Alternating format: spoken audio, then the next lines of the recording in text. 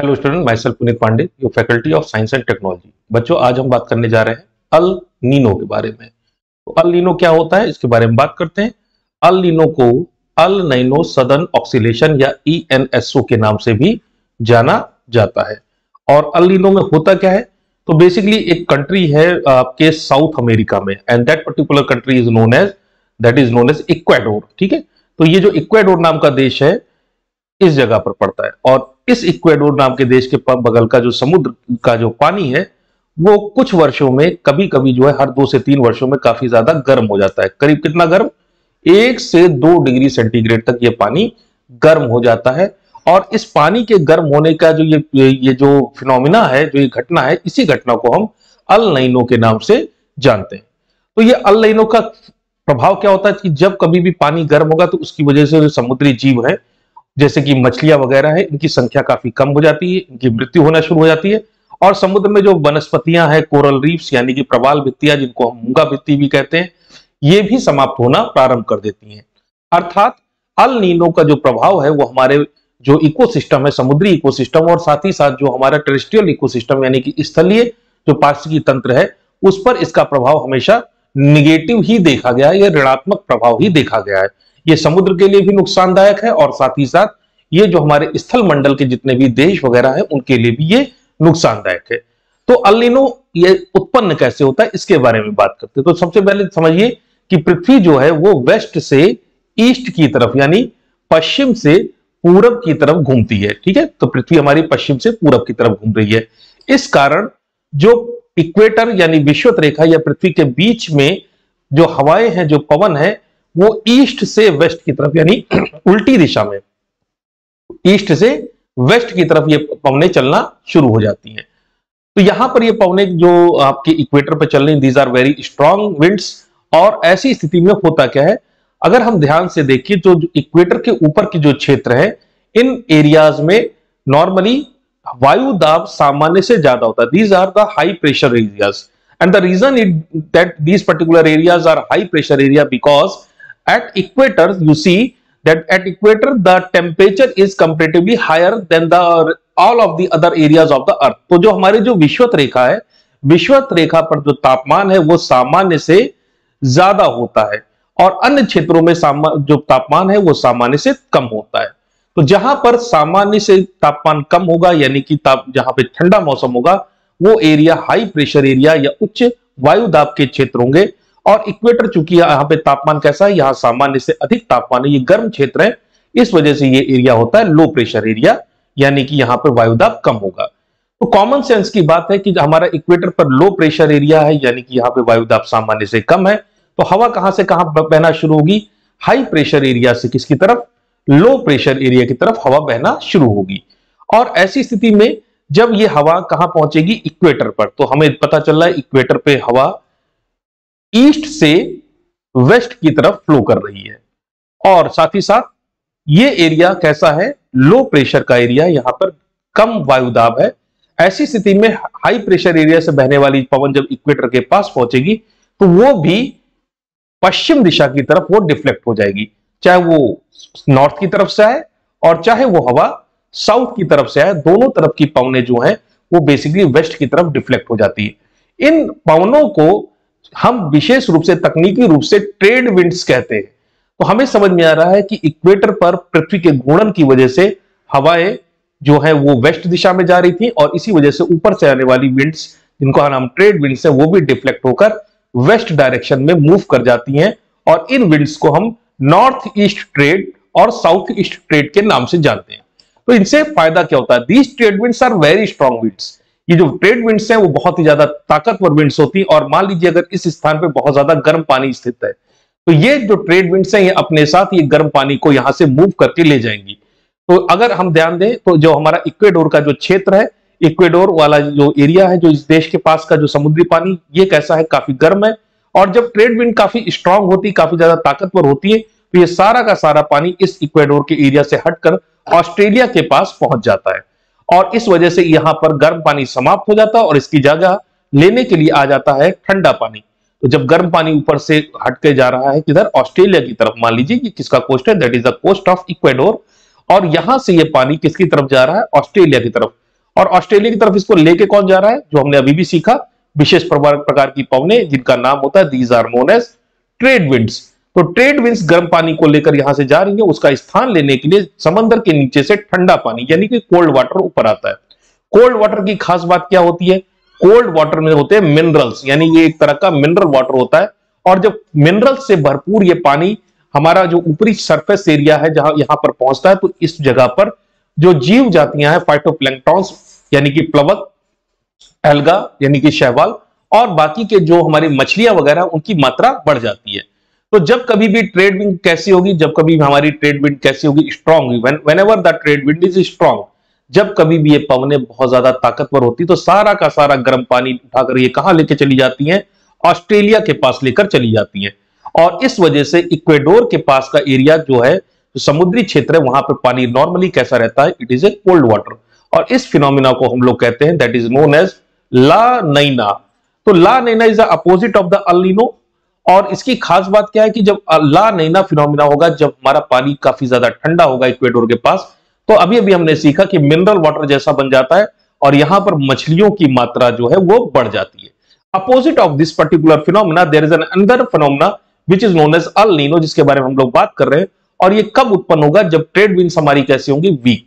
तो जब कभी भी ट्रेड विंड वीक हो जाती है, कमजोर हो जाती है, तो फिर ये गर्म पानी जो है ये अपनी इस पर्टिकुलर स्थान से शिफ्ट होकर ऑस्ट्रेलिया की तरफ नहीं जा पाता, और हमारा जो इक्वेडोर का जो हिस्सा है, इस पर्टिकुलर रीजन में ये पानी सारा का सारा इकट्ठा होना शुरू हो जाता है। और इस वजह से इस एरिया में मछलियों की मात्रा समाप्त हो जाती है। क्यों? क्योंकि नीचे का जो ठंडा मिनरल वाटर है अब वो ऊपर की तरफ नहीं आ रहा है, इसलिए इस क्षेत्र में खाने की कमी हो जाएगी, वनस्पतियां कम होंगी, और फाइटोप्लैंक्टॉन्स और जूप्लैंक्टॉन्स यानी कि जल प्लवक जो है उनकी मात्रा भी कम होगी। तो सीधी सी बात है, इन्हीं प्लवकों को खाती हैं मछलियां, और इस स्थान पर मछलियों की मात्रा भी कम हो जाएगी। इसके अतिरिक्त we also known as that the coral reefs यानी कि प्रवाल भित्ति या मूंगा भित्ति, these particular things which are also known as the rain forest of the ocean, जिन्हें समुद्र के वर्षावन भी कहा जाता है, क्योंकि यहाँ पे बायोडाइवर्सिटी अर्थात जैव विविधता की मात्रा बहुत ज्यादा होती है। And these particular coral reefs are very sensitive for the temperature change, as we said earlier that there is an increment of 1 to 2 degree centigrade of sea surface temperature occur in that particular regions, यानी कि इन क्षेत्रों में समुद्र का तापमान 1 से 2 degree centigrade तक बढ़ जाता है। इस वजह से इन एरियाज में कोरल रीफ्स यानी कि प्रवाल भित्ति या मूंगा भित्तियां जो है उनके भी क्षरण होने की या उनकी ब्लीचिंग या उनके नष्ट होने की दर बढ़ जाती है। तो इसके अतिरिक्त जब ये पानी गर्म होता है तो इसका नॉर्थ अमेरिका के ऊपर भी बहुत ज्यादा प्रभाव पड़ता है। नॉर्थ अमेरिका में एक विशेष प्रकार की जेट स्ट्रीम बहती है जिसका नाम these are known as Pacific jet stream, और सामान्यतः ये जो पैसिफिक जेट स्ट्रीम है नॉर्थ अमेरिका के बीच से होकर बहती है।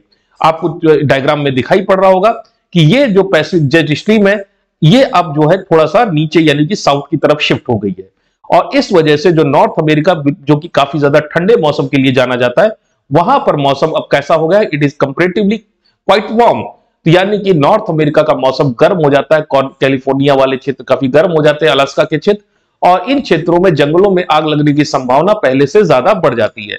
तो अल नीनो का एक नेगेटिव इफेक्ट जो है अमेरिकन सबकॉन्टिनेंट पे भी दिखाई पड़ता है। इसके अतिरिक्त अगर हम बात करें इंडिया की, तो इंडिया पे भी वेदर हम दिखाते हैं कि जब कभी भी अल नीनो का फिनोमिना होता है यानी कि इक्वेडोर के पास का जो समुद्र है वो काफी ज्यादा गर्म हो जाता है, तो ऐसी स्थिति में इंडिया का जो हमारा जो वेदर पैटर्न है वो भी बहुत ज्यादा गर्म हो जाता है, यानी भारत में सामान्य से ज्यादा गर्मी पड़ती है।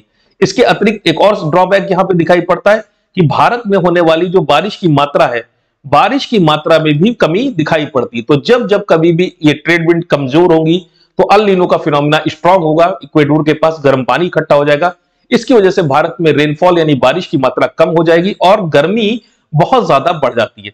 इसके विपरीत अगर हम बात करें दूसरा फिनोमिना जिसका नाम है ला नीना, और ये कब होता है, जैसे कि हम लोगों ने पहले बात की कि जब ट्रेड विंड कैसी होती है, दीज आर वेरी स्ट्रांग, तो भारत में बारिश की मात्रा काफी ज्यादा बढ़ जाती है।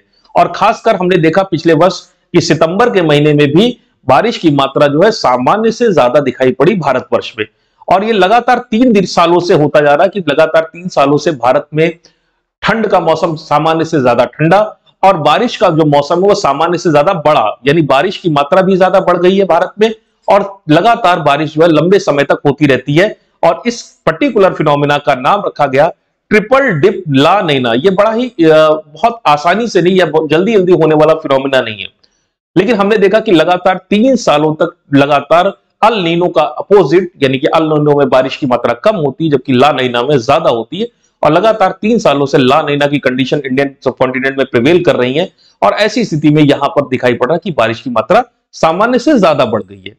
तो इसका जब कभी भी अल नीनो का फिनोमिना होगा तो हमें पता है कि फिशिंग इंडस्ट्री बहुत ज्यादा प्रभावित होगी, कोरल रीफ्स जो है यानी मूंगा भित्तियां प्रभावित होगी, समुद्र का जो जल जीवन है वो भी समाप्त होगा, और भारत जैसे देशों में गर्मी ज्यादा पड़ेगी और बारिश की मात्रा बहुत कम हो जाएगी। इसकी वजह से वर्ल्ड में जितने भी देश है जहां पर बारिश की मात्रा में कमी होगी वहां पर एग्रीकल्चर जैसी चीज यानी कि कृषि जैसी एक्टिविटीज में कमी आएगी, तो टोटल इकोनॉमिक आउटपुट वो कम होता है, खाद्यान्न की मात्रा कम होती है, बेरोजगारी की दर बढ़ जाती है और लोगों का जीवन ज्यादा कष्टकारी हो जाता है। तो अल नीनो जब भी ये फिनोमिना होता है तो दुनिया को फायदा तो कभी नहीं नुकसान ही होता है, और लगभग आप देखिए 3.4 ट्रिलियन डॉलर के आसपास का जो नुकसान है वो पूरे विश्व को उठाना पड़ता है। अब तक के जितने भी अल नीनो हुए हैं जो कि रिकॉर्डेड अल नीनो है उनमें से 1997-1998 का अल नीनो सबसे ज्यादा खतरनाक माना गया, सबसे ज्यादा स्ट्रांग माना गया था, और उसमें एक कैलकुलेशन के अनुसार विश्व को करीब 5.7 ट्रिलियन डॉलर का नुकसान हुआ था। तो यह था हमारा अल नीनो का फिनोमिना, और हमें समझ में आ गया कि ट्रेड विंड्स के स्ट्रांग या वीक होने के कारण जो है ये बेसिकली अल नीनो का फिनोमिना पैदा होता है या समाप्त होता है, और जब जब कभी भी अल नीनो पैदा होगा तो ऐसी स्थिति में भारत जैसे देशों के ऊपर जो है समस्याएं बढ़ जाती हैं। तो चलिए आगे देखते हैं इसके पर आधारित एक प्रश्न। तो हम लोगों को इन प्रश्न जो प्रश्न है इसके बारे में हम लोग बात करते हैं और देखते हैं प्रश्न क्या कहता है। कंसीडर द फॉलोइंग स्टेटमेंट्स, निम्नलिखित कथनों पर विचार कीजिए। El Nino is a warming of the ocean surface above average sea surface temperature in central and eastern tropical Pacific ocean. El Nino समुद्र की सतही जल के गर्म होने की संबंधित एक घटना है जो कि सेंट्रल और ईस्टर्न ट्रॉपिकल पैसिफिक ओशन यानी प्रशांत महासागर में उत्पन्न होता है। तो आपको यह समझ में आना चाहिए कि ये जो समुद्र है जो इक्वेडोर यानी कि दक्षिणी अमेरिका के बगल में है, क्या वो पैसिफिक ओशन है अथवा नहीं। दूसरा कथन कहता है El Nino increases incidence of rainfall over Indian subcontinent, यानी जब कभी भी अल नीनो का फिनोमिना होता है तो भारतीय उपमहाद्वीप में रेनफॉल यानी कि बारिश की मात्रा सामान्य से बढ़ जाती है। तीसरा जो कथन है वो कहता है trade wind plays a significant role in the development of El Nino. जो ट्रेड विंड है ये अल नीनो के उत्पन्न करने में ये बहुत ही ज्यादा मात्रा में महत्वपूर्ण भूमिका निभाती है। तो चलिए देखते हैं इनमें से कौन सा कथन सही है। There are 4 options and according to option A 1 and 2 only, यानी कथन 1 और 2 सही है, कथन 1 और 2 सही है। Option B says that the statement 2 and 3 are right, यानी कि कथन 2 और 3 सही है। Option C says 1 and 3 only, यानी कथन 1 और कथन 3 जो है कथन 3 वो सही है। And option D says that all of the statements are true, यानी कि सारे के सारे कथन सही हैं। तो आपके हिसाब से इस प्रश्न का क्या जवाब होगा कमेंट बॉक्स में मुझे टाइप करके बताइए। तो आज का वीडियो इतना ही, और इसी के साथ हम अल नीनो को यहीं पे इस वीडियो को समाप्त करते हैं। और आप सभी के लिए एक महत्वपूर्ण घोषणा, बहुत अच्छी जानकारी है, हमारे लिए बड़ा ही सुखद समाचार।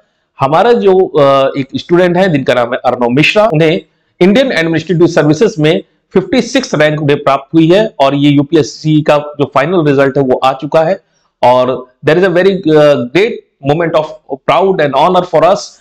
और आप भी जो है आगे चलकर अर्नव मिश्रा की तरह आप भी इस स्थान को प्राप्त कर सकते हैं और भारतीय प्रशासनिक सेवाओं में अपने उज्जवल भविष्य का निर्माण कर सकते हैं। तो हमेशा बने रहिए वैद आईसीएस के साथ, और वीडियोस को देखते रहिए, लाइक करते रहिए, और साथ ही साथ नया कुछ हर दिन सीखते रहिए। तो आज के लिए इतना ही, बाकी का नेक्स्ट वीडियो में। Thank you all of you.